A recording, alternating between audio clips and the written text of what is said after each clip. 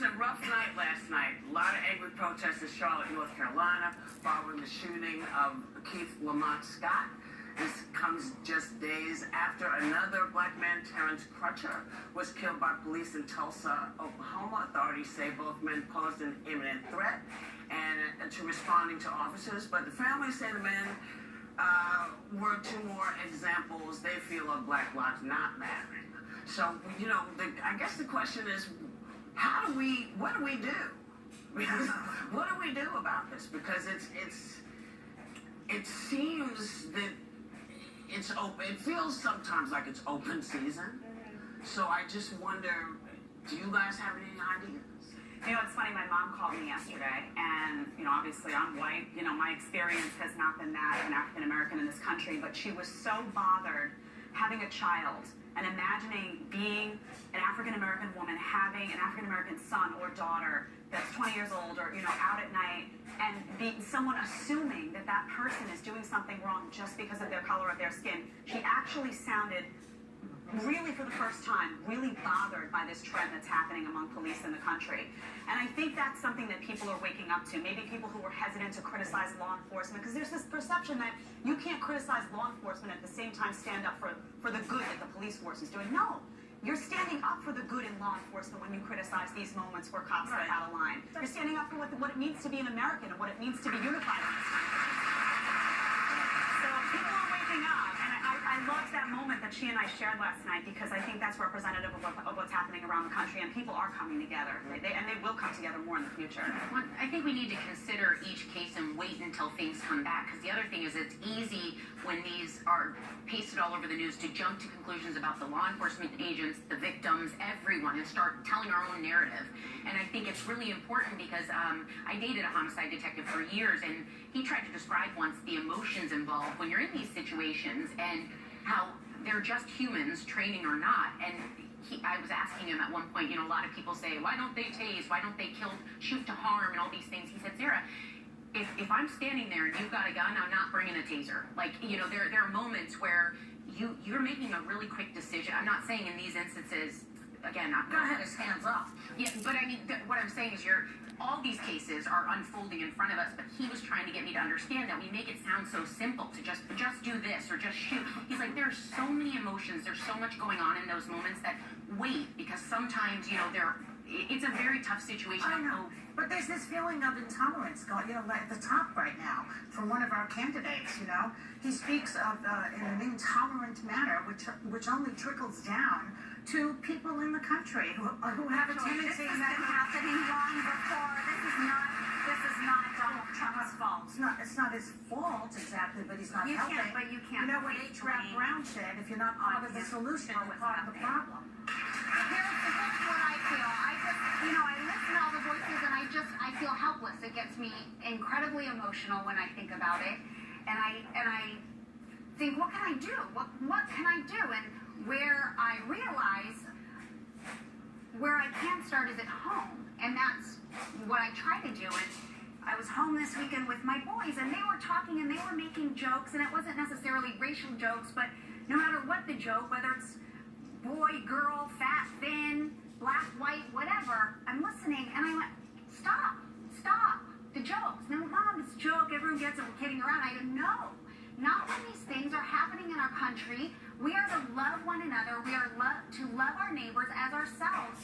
And I will not tolerate you joking about that. And so I think I can at least do my part by helping the next generation and at least teaching my kids what is appropriate and inappropriate.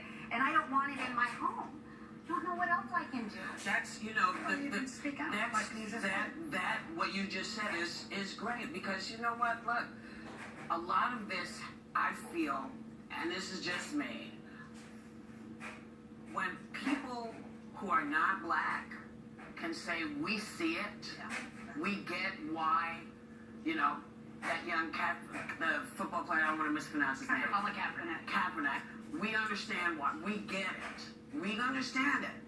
You know, it's how he feels about what he's seeing in his country. Right.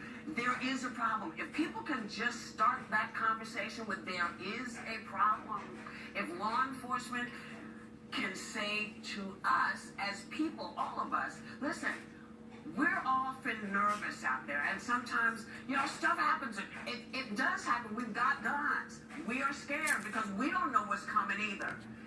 If it can become about how we help each other, that would really be helpful. What doesn't help is pretending it's not happening, or that it is somebody's fault, or blaming something. It's hard to, we've said, get cameras on the police officer. Yeah. So we say, here's the cameras, but people have to actually look and see what's happening. If you see a man who's walking, and his hands are up, and he doesn't look like people are going, come on, move.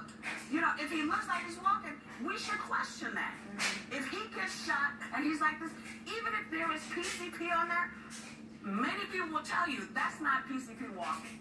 That's not how PCP looks when it's walking.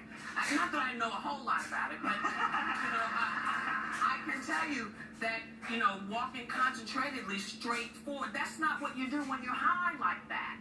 So you have to, when we see these things, we have to say, this doesn't make sense. This doesn't make sense. Help us understand who you are as police officers so we can help you do your job and we don't feel like you hunting us. Because that's what it feels like sometimes. And I hate that feeling. I always try to, be positive, but I came in this one, I was not positive.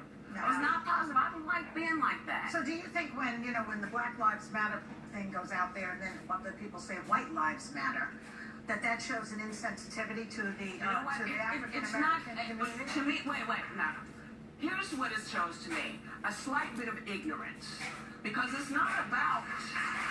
We know White Lives Matter. We know it. We've seen it. We see, white suspects doing all kinds of stuff with guns and doing, and we don't see them get shot instantaneously. But we do see. We have seen a guy in an open carry state saying to the police officer, I have one, and he gets shot anyway. That's right. So there is a disconnect for us. We know White Lives Matter. We know this. We've always known it. We just want to bring up the fact that due to the kinds of racism that we've had to deal with in this country, that's been institutional racism forever, for as long as lots of people can remember.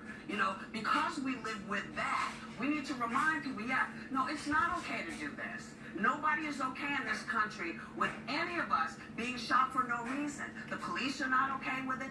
We as Americans are not okay with it. We're not okay, and that's what we need to say.